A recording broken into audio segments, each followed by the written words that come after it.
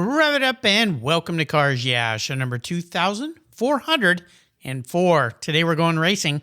Be prepared to be inspired. This is Cars Yeah, where you'll enjoy interviews with inspiring automotive enthusiasts. Mark Green is here to provide you with a fuel injection of automotive inspiration. So get in, sit down, buckle up, and get ready for a wild ride here on Cars Yeah.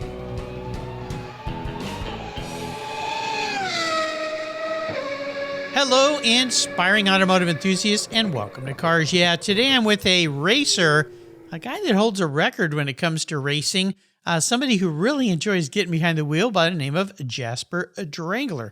Jasper, welcome to Cars Yeah. Do you have any gear, and are you ready to release the clutch? Oh, I'm bouncing off the rev limiter right now. Good. Awesome. I love it. Well, let's get started and you're a regular listener here, and I really appreciate that, by asking that very first question, which is, what's one little thing that most people don't know about you, Jasper? Well, aside from my racing, I am the only person in my job professional career that has every single master certification available. So I do a lot of expert witness work. I spend a lot of time preparing and going over photos and prepping for court cases. It's not the most enjoyable part of my job, but it's something that I'm very, very good at. So most people just know me for my racing and, for the stuff I build, but I don't know that I actually do a lot of work behind the scenes. Yeah, well, before I introduce you, because that's pretty much all we're going to be talking about today is your racing and cars and things like that, what is this other career?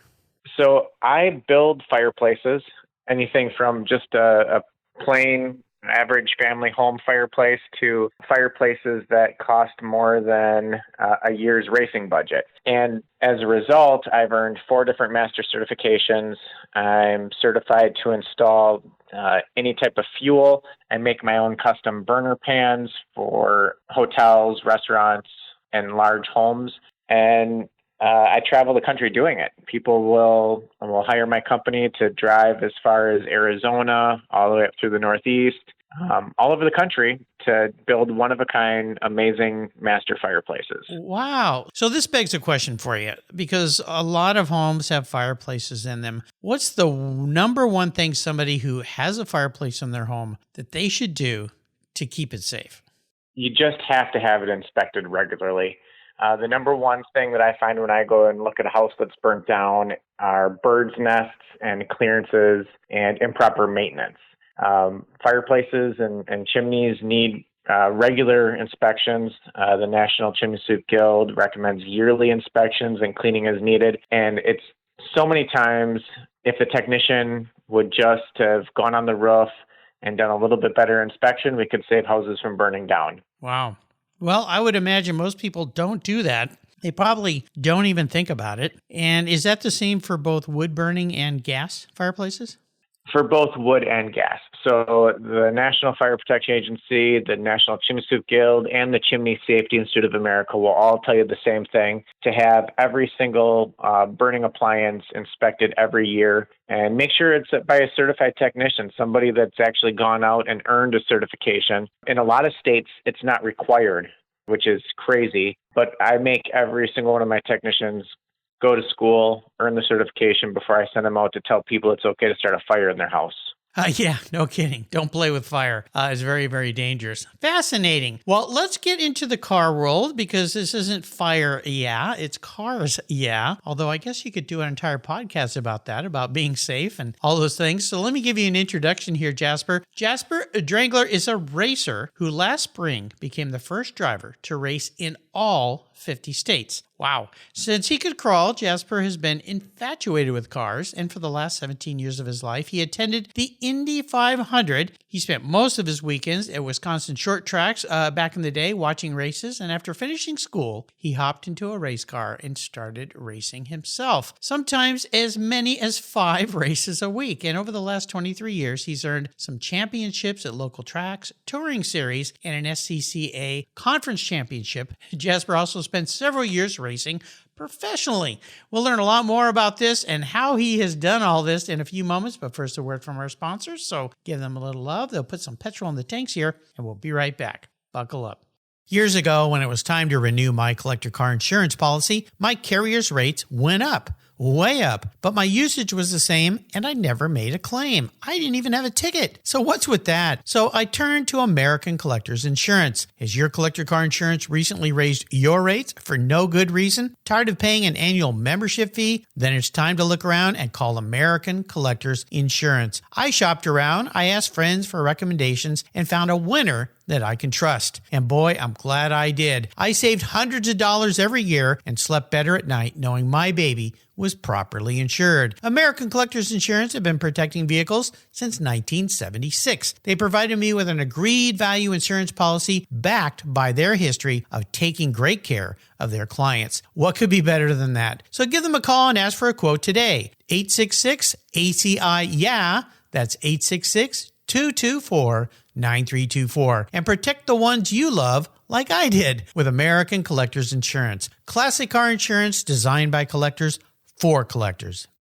For several years now, you've heard me talk about Linkage Magazine. I've been a subscriber since the start. Their talented and creative team brings you a spectacular publication and website that shares the automotive passion from a worldwide perspective. Linkage is about driving, restoring, collecting, and first-hand experience at collector car auctions and more. They bring you real-world values plus rational, experienced opinions on the current markets. They cover the automotive world and the people who share our passions. And Linkage Magazine has grown, mailing you 6 issues annually. Join me on this journey with Linkage.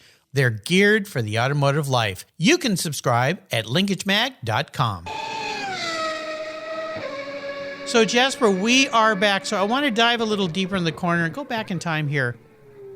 What got you on this quest to go racing? And obviously you've continued to be able to do this. I would assume that your day job, saving houses from burning down, has financed this endeavor, because I did race for some years and it's no cheap endeavor, that's for sure. But racing, what was the first thing? How did this get into your blood?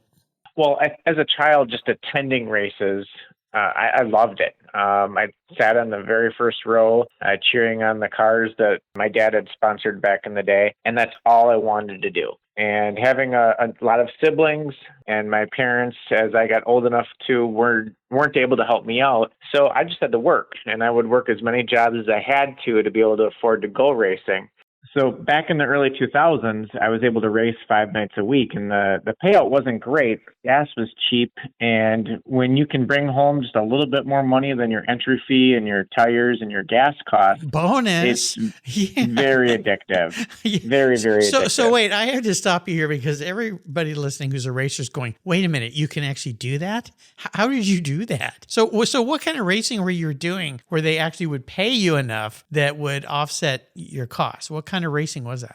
So I was racing small little front-wheel drive 4-cylinder cars on both dirt and asphalt tracks. Mm-hmm.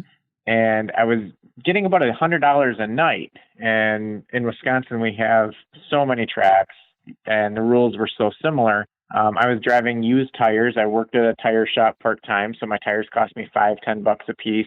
The gas, I might have been using my boss's work truck to tow, so that really wasn't costing me anything. Yeah. And so if the entry fee is $20 and I can take home $100, that math worked for me back then. Yeah. Well, this is very ingenious of you. And what I love about this is a lot of people I talk with, and back when I was vintage racing, very pricey. And people would say, well, how on earth can you afford to do that? And well, I have a day job, and my wife very tolerant of how I spend our money. But you figured out a very inexpensive way to do it that's an option for people. I think that's awesome. So when I first started looking into road racing and SCCA and what those budgets were, I thought that was astronomical compared to what I was paying on the little local oval tracks. So there was a little bit of sticker shock there, but there is entry-level ways to get into motorsports that can be very economical. Lots of small little clubs that aren't nationally known, going to the local dirt track or asphalt oval track and getting into their really low entry series doesn't have to cost an arm and a leg. I think it's fantastic. And I would imagine all of those, the time you're putting in, you're doing what every racer needs, and that is getting seat time. All of that adds up and builds up to your expertise as you move up in ranks and start racing other cars too, right? Absolutely. I think that's one of the reasons I love racing in the rain right now, because of all my experience on dry, slick dirt tracks and playing around on the frozen lakes. you give me a road course with a nice heavy rein, and I'll work until I find the rein line. And I love a loose car. So, that's my world. Well, as you got into this and did more and more, I mentioned in your intro that eventually you started doing some more professional type racing. So what was the evolution of this process from those early days? What were the next steps? So after those early days, I started with a touring series that doesn't exist anymore, and it branched out to the neighboring state, and that was a lot of fun. And then I started in what was the Chump Car series to race at Road America, because I had always just wanted to race there, and that was my way to find my way onto that track, being that it's just a couple hours from home. So then after that, I started looking at some of my bucket list tracks. I wanted to go to Laguna Seca. I wanted to race at Coda. And I came across, at the time, it was the Pirelli World Challenge, or as we know now, Touring Car America. And I started reaching out to people that rented cars and getting prices, and there was some sticker shock. And I made a deal to race a car just a couple times a year. So as long as that car owner didn't find a full-time driver, I would get to race it for those few races. And sure enough, he found someone to drive the car for the whole year, so I was out. So I did some more researching, and I was looking around, and I was on Racing Junk, and I found Glenn Nixon's car up in Canada was for sale. And the price looked really cheap compared to the rental that I was looking at. And at that time, I had no clue how much this endeavor was going to cost. But I ran up there, and I imported that car from Canada, and I paid what I thought was my entry fee for the year. And then I found out that the fee I paid did not include the entry fee. And so the budget doubled pretty much overnight. But I did a few years in Pirelli World Challenge in the TCB class and loved it. It was a great experience going around with a professional series all across the country. And the second year, I managed to find myself on the podium a handful of times. Well, see, all those early days of driving in the mud and the rain, the asphalt and the dirt and all that, that's where it all started to pay off, right? Absolutely. And, the first year I learned really quickly that I needed some more coaching and that I didn't know what I was doing. I definitely didn't know how to set the car up. I drove around the country with my dog, and I was the guy working on the car versus all these guys that had engineers and coaches and, a small army to prepare them. But it was a crash course, and it was a wonderful experience. Well, the fact that you did it, my hat's off to you, because a lot of people would have given up a lot sooner. And yeah, I can see where it's intimidating. I ran into some of the same things because when I was vintage racing, some of the times I would show up by myself and there'd be these people that would have arrive and drive and all of this stuff. And you'd kind of look around and go, well, okay, I'll just do the best that I can. But I think at that point, it's just about the experience. It's just about doing it. And that leads me to this next question is, what's your favorite thing about racing? I love the challenge. So I get really bored going to the same track every single weekend, racing the same people, the same car.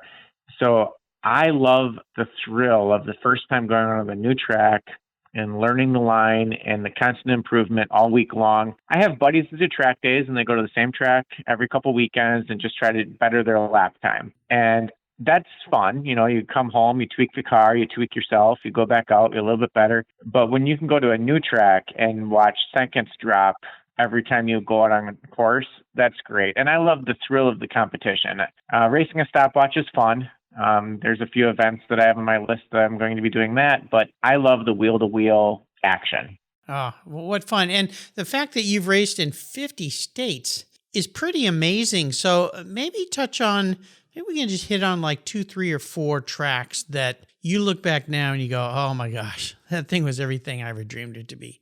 Oh, well, Alaska was more than I ever dreamed it could be. Alaska. Okay, now most people are going, they race in Alaska? Absolutely. So there's Alaska Raceway Park. It's a beautiful oval track. I rented a car. So a lot of these tracks I would fly in and rent a car and fly home. But going to Alaska was a unique experience. I got there and I was welcomed. Some tracks, not so much super welcoming, but Alaska was super welcoming. And it wasn't until after the races that I realized that there were no lights at the track because the track is still lit. Yep. And, everyone's starting to get tired and go home. And I was still on this adrenaline rush from racing around and having the time of my life. I forgot to be tired. And I forgot that it was... Here's a quote. I forgot to be tired. So Alaska was amazing. the very first time going over the corkscrew at Laguna Seca was unbelievable. That was a track that until then I had seen on TV, and adrenaline rush of trusting the car. That was a unique experience. Yeah, that place is insane. That's where I got my racing license. And I still, my stomach still goes, woo, when I remember the first times coming up that hill, and then you see nothing, and then, ooh, sharp left, quick right. Wow, that was cool. Let's do that again. So, well, Laguna Seca definitely is one. How about another track? So one of the few times where I had goosebumps and butterflies in my stomach, and I just thought I was dreaming, was the very first time that I felt the bricks at speed down the front stretch of the Indianapolis Motor Speedway. Yeah, no kidding. Wow. So that track is the only reason why I joined SCCA to run their regular Super Tourer Series or their SCCA club racing. I had already had my pro license, and I didn't really have a huge interest in it until I heard the runoffs were at the Indianapolis Motor Speedway. So I then had to enter a few races and get myself qualified, and I finished sixth there. And at that point, I thought that was going to be the best moment of my racing career until 4 years later when I got to kiss the bricks. So getting to kiss the bricks as a winner at the track during a 7-hour endurance race topped that finish as well. So to this point, that's still one of the most amazing moments in my motorsports career.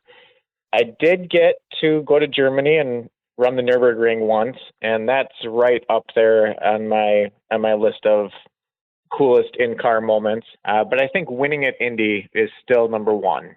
Well, winning an Indy, oh, no kidding. That's just incredible. Is there anybody else you know of that has been able to achieve all 50 states, racing in all 50 states? So NASCAR driver Kenny Schrader is at 49. I found him a few months back and chatted, and his first question was, well, what did you do at Rhode Island? So Rhode Island doesn't have a permanent race course, and so we entered a go-kart Grand Prix race. Nice. Every once in a while, they'll have an indoor sprint car midget race. And so I keep checking the internet. The next time that they have one of those, I'm going to get myself entered into that because I would like to up that level a little bit. But I'm pretty sure Mr. Kenny Schrader will also be at that track getting his 50th state crossed off. Yeah, I would guess so. Well, you talked a little bit about the ring. Are there some other tracks around the world that you've driven? Have you been to Spa? Spa is still on my list to do.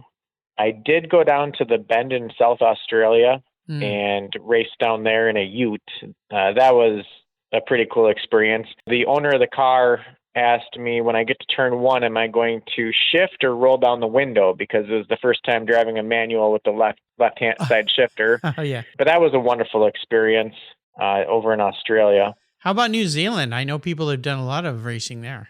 I had a race scheduled for New Zealand for this year, and the car owner called me about 2 weeks before, and they were having some issues with the car. So that's been put off now until 2024, but New Zealand is definitely going to happen. Yeah, I think so. My first vintage race car was a 1960 Lotus, and it had a Renault Dauphine gearbox, and the shifter was on the left, which took some getting used to, but the other part of it was the H pattern was backward. So first gear was up into the right. Oh, that's fun. Well, that made going from third to fourth, you had to be very thoughtful, because if you accidentally go from third to second, thinking you're going into fourth, kaboom, especially that little delicate gearbox. Yeah, it took some getting used to. Yeah, I drove a number of cars at a track day over at Goodwood, and it was the same thing. The passenger in the left seat was really nervous as soon as he realized I was an American, but I only dropped a wheel once on the exit coming out to the straightaway, and he glanced over, looked at me, and I smiled, and we just kept right on going. You know, I had a similar experience because I raced a 1967 Alola T290, and you were driving on the other side of the car on the right, and the first couple of laps, I kept dropping the left tires, thinking, I was in a different place, and came in, we were doing practice laps, and the guy that was behind me said, you're dropping your tires off on these corners. I said, I know, it's just my body's thinking I'm on the other side of the car. He goes, I know, but you don't want to do that during the race. So it takes a little bit of getting used to. I want to ask you a little bit about mentors. And I'm wondering if in your life around the racing world, if there's a racing mentor that stands out for you or somebody that's been influential. So my high school shop teacher, Mr. Fred Beyer when I was in high school. I wasn't really interested in learning while I was in school, but they had a race car. And so for the VICA Club, which is our vocational club that met after school, we built this Buick Skyhawk or Skylark, this big, massive car to go ice racing. And we had to build the studded tires and keep the engine running and do some body work.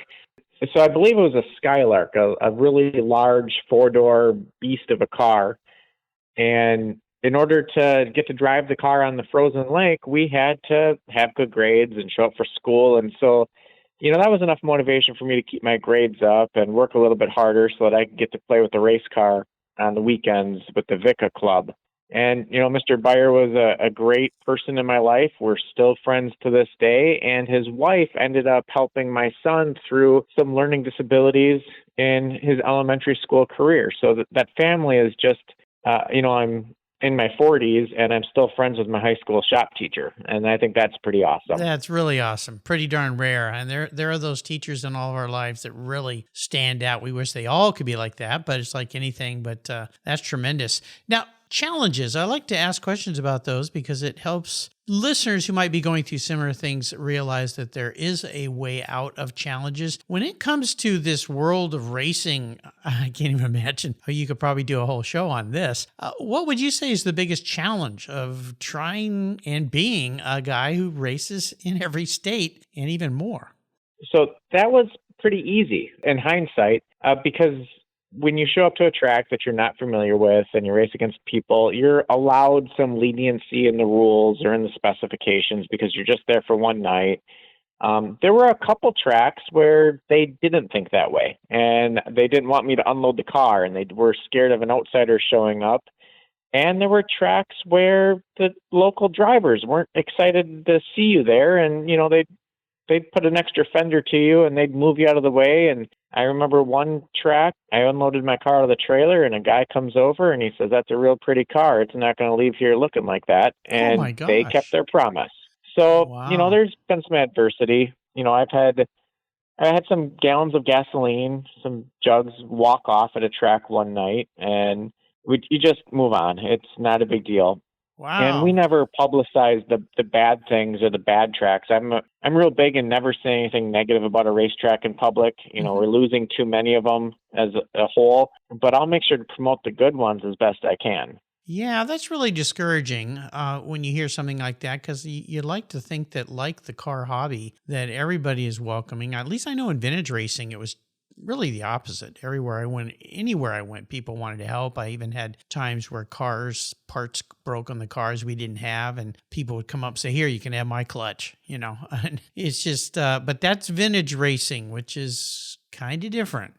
And most tracks, that's how it worked. You'd show up, they were happy to meet you, handshakes, and they'd feed you afterwards, and everyone was friends. But there were a couple of those small rinky-dink towns that they just didn't like the outsiders showing up, especially if they were fast. Yeah, I was going to say they didn't want to be beat. So if you have a track right now in your mind that's a bucket list track, what would it be? Well, I've got a few bucket list items. I'm sure you do. The biggest ones are I want to compete in the Baja 1000. Oh, wow. And I want to make a timed pass down the Salt Flats. Mm-hmm. And I want to win a race at Daytona. I've raced there before, but I want to collect a win there. I don't care in what series. And I want to knock off one more international racetrack per year until I can't do it anymore. Jasper, you're incredible. I mean, I'm just blown away here. There's a lot of racers out there listening going, this guy is hard to keep up with. Oh my gosh. Well, let's talk about one special vehicle. One special car that stands out for you in your past. What would that be? So I've had the privilege of driving lots of cars, and some of them very expensive, some of them not so much. But there's an E30 that my buddy owns that is very special to me. It's not the prettiest car. It's not the fastest car, but it's the car that we won at Indianapolis with. And that is driving that car that day was the first time I remember choking up and tearing up in a car. It was during COVID. My son was there because he was part of the crew, but there were no fans. It wasn't on TV. But that race, there was so much emotion and awe around it. that car will always be special to me. Well, any chance was it an M3 or was it a standard E30 that had been built into a race car? So it was not a factory M3. It was a standard car that has a lot of go-fast parts on it. It's got some nice aero pieces. It's much faster than a standard M3 would have been. It's not going to win any car shows, and the owner of the car likes it that way because it kind of flies under the radar. But nothing else drives like it. I'm going to get to hop in that car again this year at Road America, and there's just something about it. I've got a newer E36 M3 that isn't as much fun to drive as that old beater. Yeah. Wonderful cars. Fantastic. So here's the psychology question where I crawl into your head a little bit. If you were reincarnated, manifest as a vehicle, what would you be and why? Well, if I thought about myself as a car, I'd probably be a late 90s Honda. Okay. It's got a little bit of rust. It might have a dent or two. I'm not too tech savvy, but it's easy to make it run. You know, it doesn't even need to be completely full on oil because it's probably leaking a little bit. Mm-hmm. And, its value is rising. So I think that's what I would relate myself to at this point. Nicely done. Great answer to that. How about a great book? As you know, as a regular listener, we love books here. Is there a great book you'd like to share? So being a blue collar guy and not the most literate person in the world, two of the books that I enjoyed reading were Blue Collar Gold and Back to Bulletproof. They're written by industry people that I know that are in the trades, and it's just good motivational reading for someone that's about to take the leap to go out on their own and work for themselves, and just the constant reminder that you can't get up the mountain without falling down a few times. Nice. Nicely done. Those are also two books that nobody have recommended here or has recommended here, and that's pretty cool. I like it when new books are added to the list of books recommended here on Cars Yeah, so I'll make sure I put those on a Jasper's show notes page. So let's go in the ultimate drive, Jasper. Now, being a racer, I think we're going to go racing here, so let's frame it that way. I'm going to buy you any race car in the world. You can take it to any track in the world. I'm even going to provide you with the ultimate driving coach. Let's put that in there. This could be an actual coach, or it could be a hero of yours that is a race car driver, and it could be somebody from the past who's no longer with us. So what does the ultimate racetrack drive look like for you? Oh, man. So I love the Nürburgring, and driving there because of its sheer size, it would take a long time before the track got old or you stopped seeing improvement. And I've been told by many people that my grandfather drove like a crazy man, and that's probably where I get some of my personality from, but I never met him. So while there might be somebody that could drive a lot faster, I would just want to get in the passenger seat. I wouldn't want to drive. I would want to just pay attention to every story he had to tell and just get to hang out with him. Wouldn't that be fun? That would be absolutely awesome. And what would you like to be driving around the track in, having your granddad drive? I think we're going to, he died many, many years ago. So, I'd normally say something like a GT3 RS, but let's tone it back a little bit and let's get him an E36 M3 and something a little bit simpler. And that way I won't be too scared.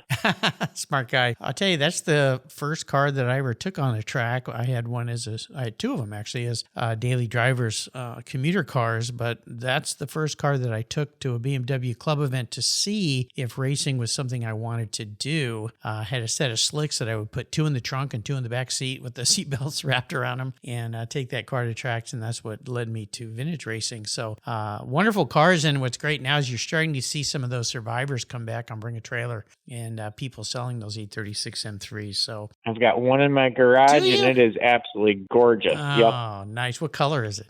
So underneath the wrap, it's white. Right now we've got it wrapped up to look like one of our race cars, but nice. Underneath it, it's pure white. White. Okay. That's right. I had a good friend that had one that was white with a red interior, which I don't know if I've ever seen another one like that. So very, very cool. Well, you know what, Jasper, you've taken us on a wonderful race today. I'm just amazed at what you've done. I'm so happy that we got together. I want to ask you for maybe some parting thoughts, words of wisdom, a success quote, or some inspirational words for people that would like to get on a race but haven't pulled the trigger yet from a guy who's figured out how to do it.